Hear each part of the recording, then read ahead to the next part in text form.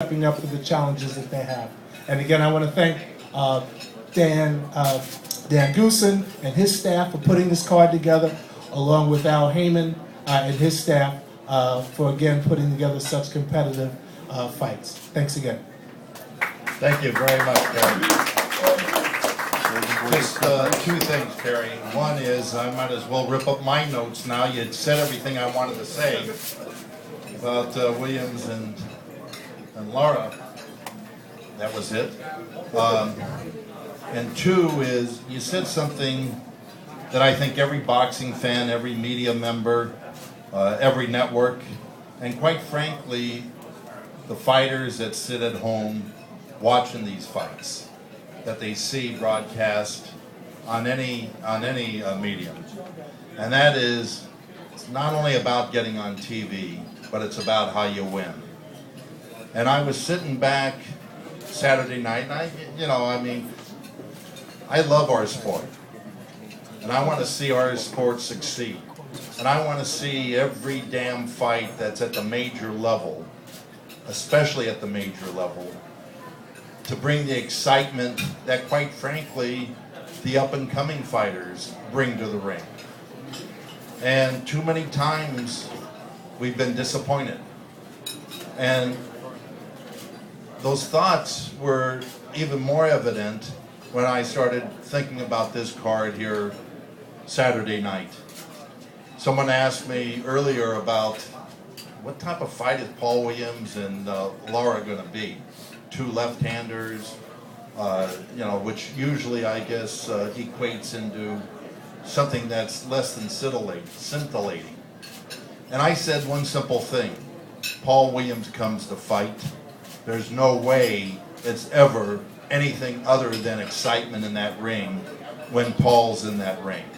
And that's what HBO and Ross and Kerry have been talking about, and what he just referenced here. Because Paul likes to go out there and show how you win. Areola, same damn thing.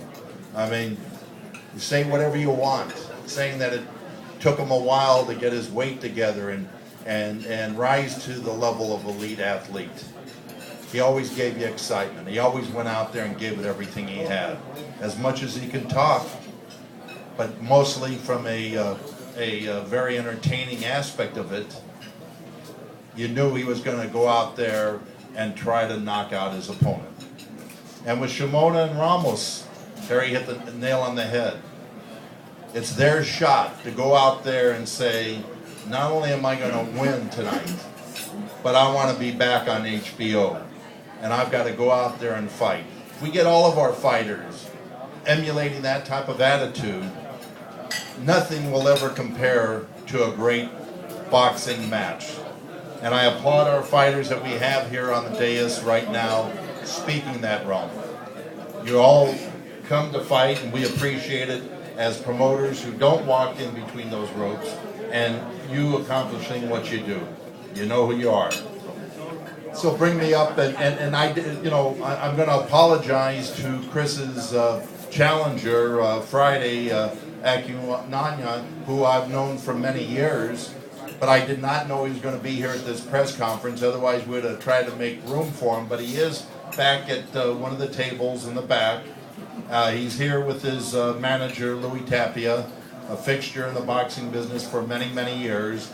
And obviously, I want you to give him his chance to be interviewed and discuss about his chance with Chris Areola.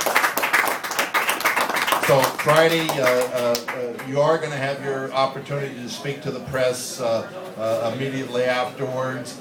I appreciate you coming out, which brings me to Chris Areola. I mentioned a little while ago that it's his fourth fight in 7 weeks, which, as you know, only the great heavyweights of years gone by ever dared to chew off that many fights in a short period of time. But, in today's world, and I've talked a lot about it with Chris's manager, Al Heyman, and that is that in today's world, to wait around for 1 or 2 fights, I think, is a detriment to a fighter's career. And what Chris is doing right now, I think is a new pathway for a lot of elite fighters that realize that it's much better to be in that gym, and while you're in that gym, rather than just staying there for months on end, waiting for that fight every 6 months, you stay busy with other fights. And in this case, that's what Chris has come to the conclusion of. And obviously, we couldn't schedule these type of fights for him without him saying that he wants to do it. He's here with his trainer, Henry Ramirez, who is bodyguarding my wife right now in the back, thank goodness, which happens to be our anniversary also on July 9th, so I appreciate you being here for that. 3 weeks and counting. So I appreciate it. Thank you. No, that's a real joke. 17 years. Anyway, what I want to do is have Chris Areola say a few words. Chris the Nightmare Areola. How's everybody doing out here, man? I hope you guys enjoy your food, and I appreciate everybody out here. There's media, and it's pretty cool, man. I love fighting, man. As everybody knows, man, I'm a fighter. I'm not a pretty dude, but hey, I love to fight. I'm in there to bring, I'm an entertainer, man. That's what we're in here to do. Every one of us, as a boxer, we're entertainers. Everybody pays for the ticket. Everybody pays for the HBO cable bill, and you guys better pay for it, because that puts money in our pockets, too. I remember when I used to steal cable and watch all the fights, so. No, but it's an honor, man, and it's time for Friday. This time Friday, and me and Friday on Saturday gonna put on a good show, and that's what I'm here to do. Thank you. Thank you, Chris. Well, I got to tell you, there's not a live crowd out there, Chris. You threw off some good zingers there. And I still don't believe that one person that said I look better in this color than you did. That's not true. You know, and I do want to throw something in on Chris. I think it was very important to get him out here on the East Coast in front of the writers out here, and to see how he's, you know, taken the reins of becoming an elite heavyweight. And, you know, when we sat back and I listened to Larry Merchant, and I heard some of the comments that he made, they were correct. You hate to hear it, but they were correct. And all I could think about was Chris, because we know what he does in that ring. But one of the things I really want you to take notice of when you come to the fight Saturday night, and like I said, Friday's not going to lay back there. He's got a lot of pride, and as we know, he's very durable and very tough. But I believe what you're going to see Saturday in Chris Areola is the combinations that were lacking when he was fighting Adamak, when he was fighting Vitaly Klitschko, and when he's got his combinations going and his speed going, he's one of the most devastating heavyweights out there.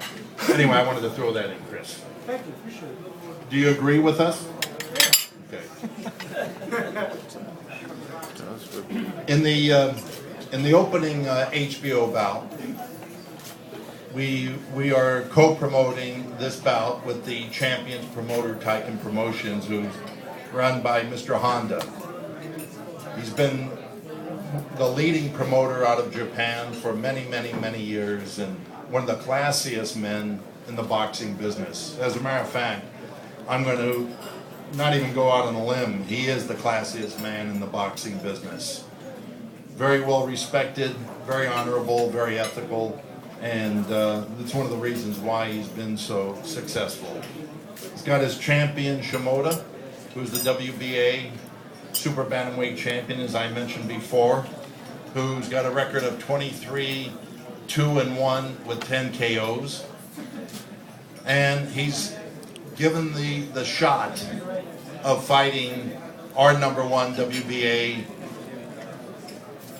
bantamweight, super bantamweight contender, Enrico Ramos. Rico's got a record of 19-0 with 10 KOs, and he's being trained by his old-time trainer, who just recently came back on board, very well known out in the Los Angeles area, very capable. Steve